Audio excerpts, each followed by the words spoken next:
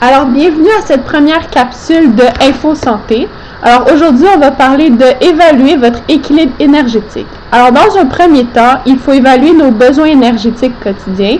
Et dans un second temps, il faut évaluer l'importance de nos réserves de gras. Alors, 3 mesures pour l'évaluation des réserves de gras. Alors, la première, c'est la mesure des plis cutanés. Les plis cutanés, chez la femme, on les mesure le pli au triceps, le pli au-dessus de l'os iliaque, donc près de la hanche, et le pli à la mi-cuisse. Et chez l'homme, on mesure le pli à la poitrine, le pli à l'abdomen et le pli à la mi-cuisse. La raison pour laquelle chez la femme et chez l'homme, on ne mesure pas à la même place, c'est parce que la graisse n'est pas répartie également selon la femme et l'homme. Alors, l'indice de masse corporelle, connu sous IMC, c'est une mesure valable de la relation entre le poids et la santé. Donc, elle se mesure par le poids et la taille. Donc, on fait une petite formule bien simple, c'est le poids divisé par la taille au carré.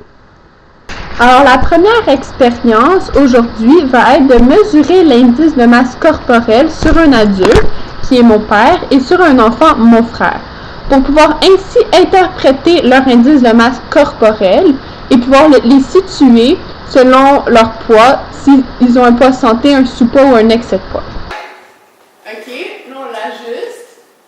Ok, tu peux t'en aller. Tu viens ici. Alors là, on peut voir ici clairement que mon père mesure 6 pieds 1. On va peser sur une balance. Alors, on va sur la balance.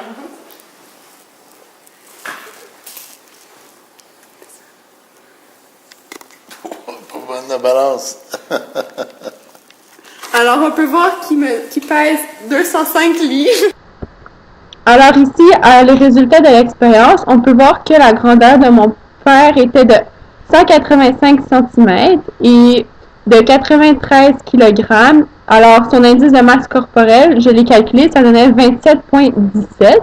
Alors, selon ici le nomogramme de la classification de l'indice de masse corporelle, à 185 cm, qui est sa taille, et à 93 kg, on peut voir qu'il se situe ici légèrement supérieur à la normale. Alors, son poids est un peu supérieur.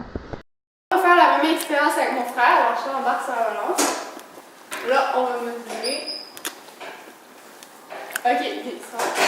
Et que là, on peut voir clairement que c'est 6 pieds sur le truc. Alors là, Charles vient sur la balance. Alors, on peut voir qu'il pèse 121,6 livres.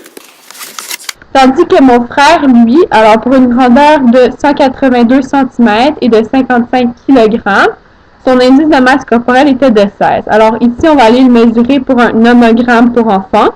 Alors avec sa taille de 182 et de son poids de 55, on peut voir qu'il est sous-poids. Mais cependant, cet indice ne suffit pas pour les personnes en bas de 18 ans. Alors, on ne peut pas vraiment se fier à ça puisque, pour la plupart, ils n'ont pas fini de grandir et leur poids n'est pas stable. Donc, c'est normal ici qu'on peut voir que c'est sous-poids vu qu'il est trop grand pour son poids.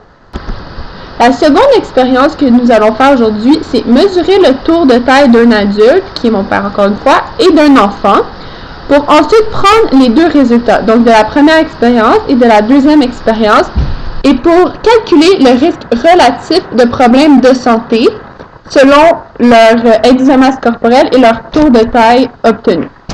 Mesurer l'indice de tour de taille de mon père.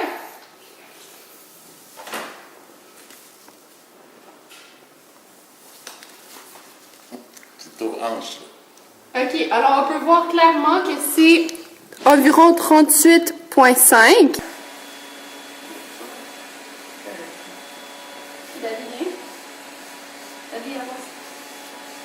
Alors, on peut voir que son indice de tour de taille est de 30,5 pouces.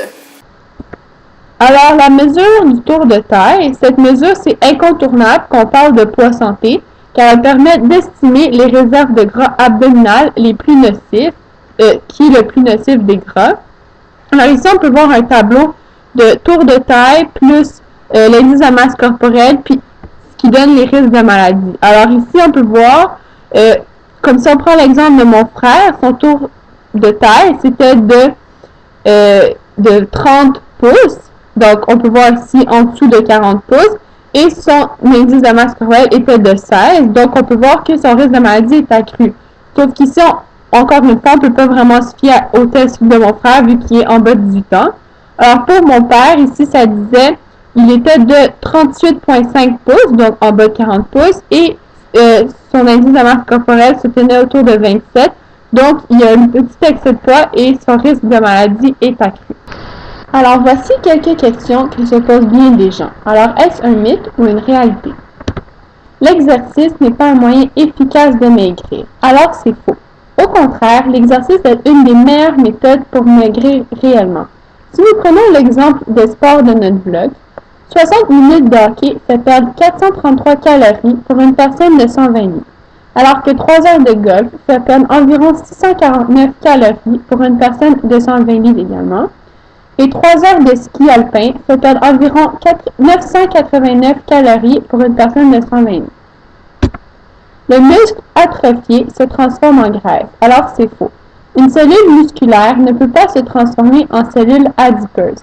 Si le groupe C de DéfiSport arrêtait de pratiquer leur sport, leurs protéines musculaires se dégraderaient et finiraient par disparaître.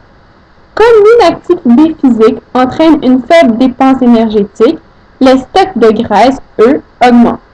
La combinaison de ces deux facteurs peut donner l'impression que le muscle s'est transformé en graisse, mais ce n'est pas le cas.